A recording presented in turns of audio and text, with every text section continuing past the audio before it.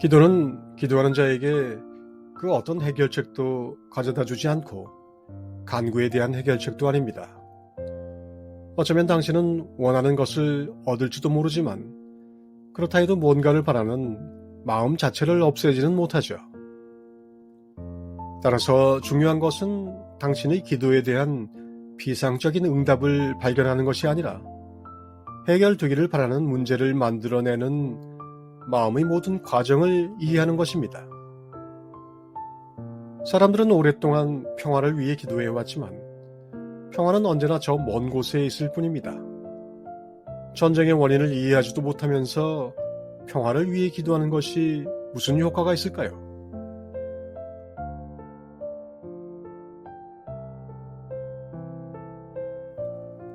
성공을 위해 기도하는 것보다 실패의 원인을 이해하는 것이 더 중요하지 않을까요?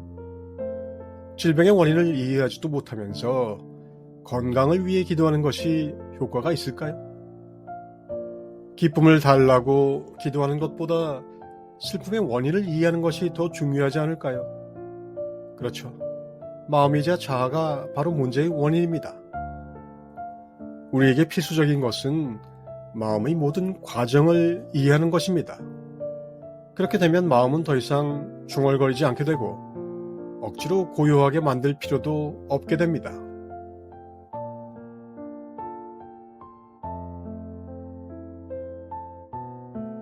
중얼거림, 이른바 셀프 토킹은 머릿속에서 결코 끊어지지 않는 생각을 말합니다. 누구라도 10초, 20초 이상 생각이 끊어져 본 적이 없습니다.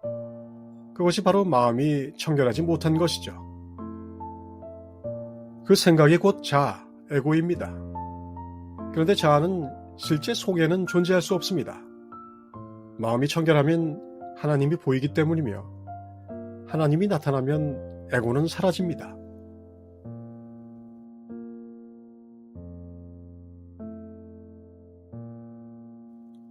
마음은 올바른 명상을 통해서만 고요하게 됩니다. 실제는 바로 그 고요 속에 있습니다. 그래서 고요하라, 내가 신임을 알라고 하는 것입니다. 실제는 그 어떤 문제도 갖고 있지 않고 문제를 만들어낸 것은 자아일 뿐입니다. 그리고 자아는 그 문제에 대해 기도합니다. 해결책은 문제의 원인을 이해하는 겁니다. 문제의 원인은 바로 내 자신, 자아입니다. 자아는 실제 속에는 존재하지 않습니다.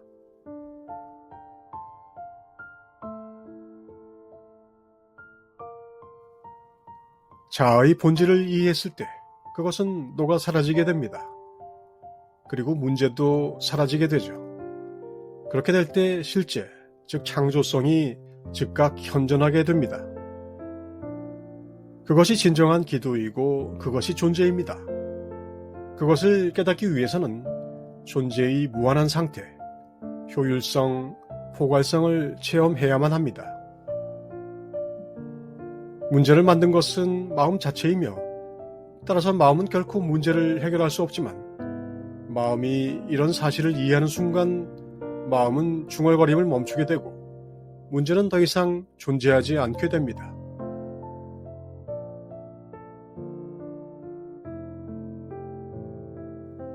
이것이 자기 인식이라고 할 수 있습니다. 이 자기 인식이 없는 한 해결책은 없습니다. 가장 완벽하고 가장 기본적인 수행은 단순히 이 나를 인식하는 것입니다. 그리스도 자성을 깨닫는 이것이 진정한 기도이고 이것이 진정한 명상입니다. 이 속에서 실제는 활동하며 이 활동은 넓고 무한합니다.